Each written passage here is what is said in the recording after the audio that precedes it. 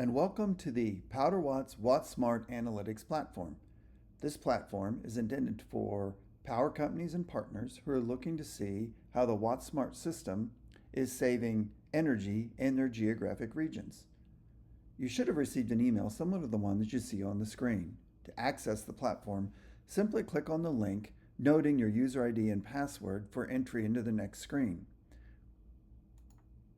We strongly recommend that you bookmark this link as a quick shortcut somewhere on your dashboard or in another bookmark within your browser, as it contains a number of parameters that help set the time scale and the selections for your default viewing.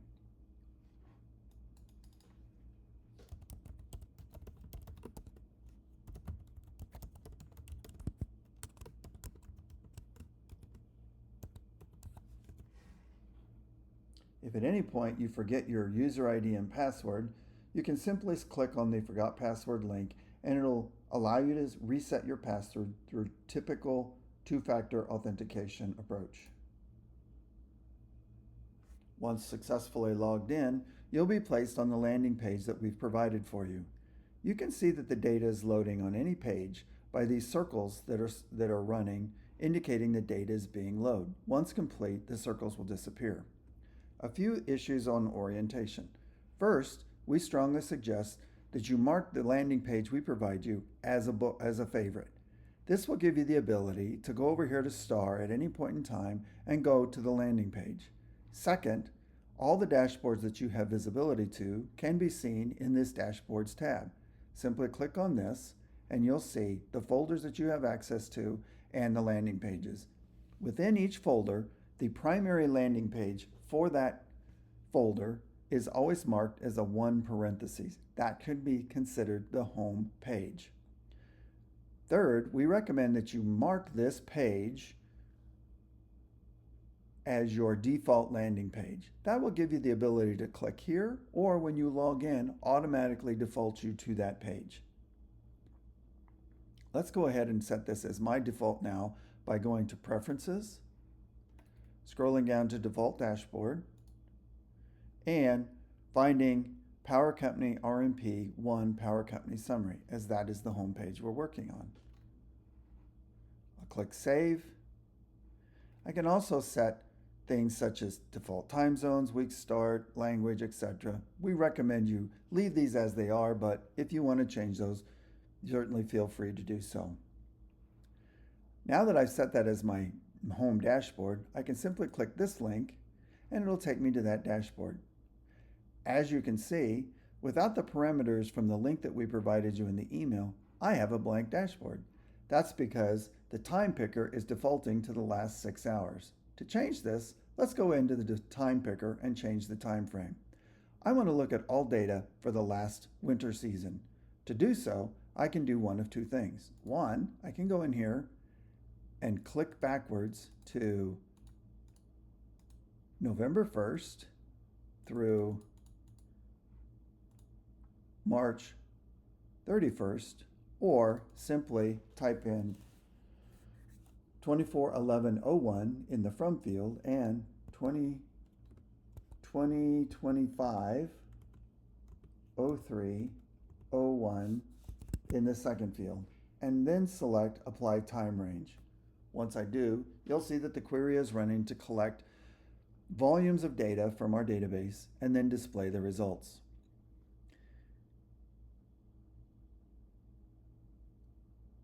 The WattSmart platform has 3 primary screens. This main landing screen, which allows you to see the kilowatt savings percentages, the potential kilowatts used versus used kilowatts, and the times that the switches were actually on, this yellow line, versus the total time they could have been on, this green line, the delta representing the savings.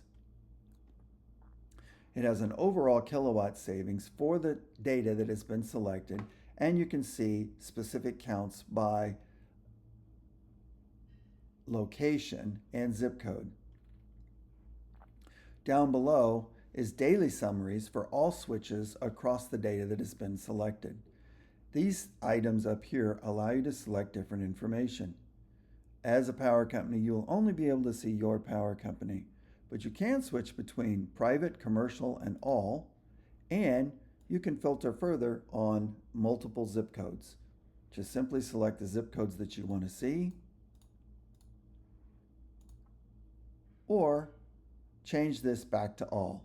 As you can see, as the zip codes change and the location types change, the charts as well as the overall savings and the locations that have been selected for consideration have changed.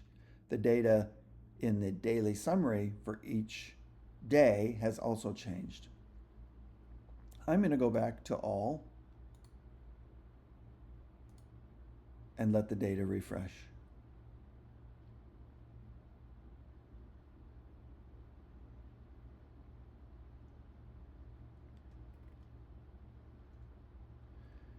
From this page, we can now go and look at a specific location. You can see locations with zip codes here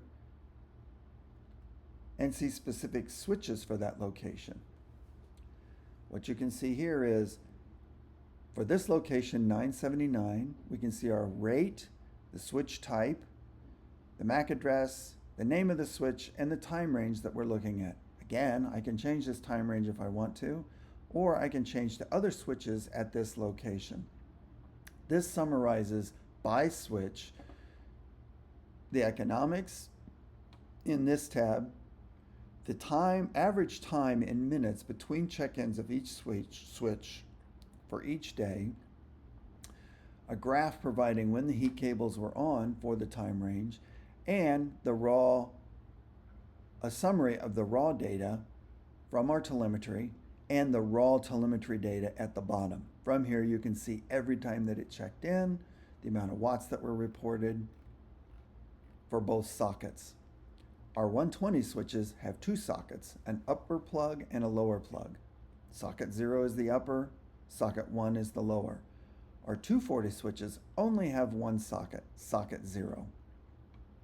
From this page, you can click back to the summary to go back to the same summary.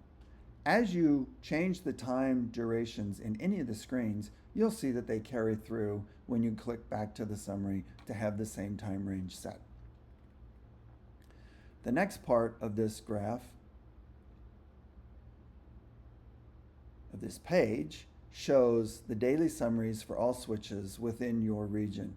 So by day, for all switches, all 370 switches, we're showing the recorded hour, total hours that were reported in, the number of check-ins that were missed. Each switch should check in at least once every hour. Occasionally we do have misses because of communication problems or the switch being offline. The number of hours on that were reported, the total number of hours that were off, and the potential kilowatt hours. We impute potential kilowatt hours as the missing check-ins times the 90th percentile for times when each switch was recorded on, plus the hours on for the actual kilowatt hours recorded for those hours on. We report the actual kilowatt hours used, and the overall savings is calculated as a percent of those used against the potential. We're also reporting the missing kilowatt hours that we impute here based upon the hours that were missing check-ins. For any one of these, you can click into this specific day and you'll bring up all switches for that day. The same selectors that are available in the main landing page are also available here, as well as a drill into each location. From any one of these switches, you can then drill further to jump right to the location detail for that particular switch. I'm going to click on this switch ending in 3A40. You can see it jumped right to the familiar locations detail page, and you can see 779, and this switch of all of the switches at this location has been automatically selected. I can now look at any of this data that I want to. On any table, you may click on the drop down, inspect the data, and download a CSV for your analysis purposes. Each subpage has a link in the corner to take you back to the summary page with the time range that's presently selected.